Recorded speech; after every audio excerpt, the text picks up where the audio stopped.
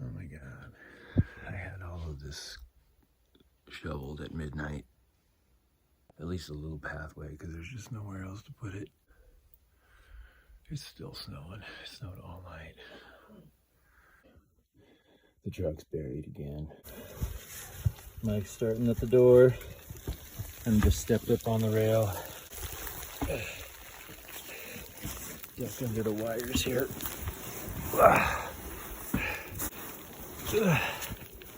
Okay, we found the generator. So it's down this far. We totally buried. We couldn't even find it. We started digging in the complete wrong spot. But we got to clear all that out because it's just gonna fall down on top of it. Oh yeah, check the house down. Like check out the neighbor's house. Bye bye.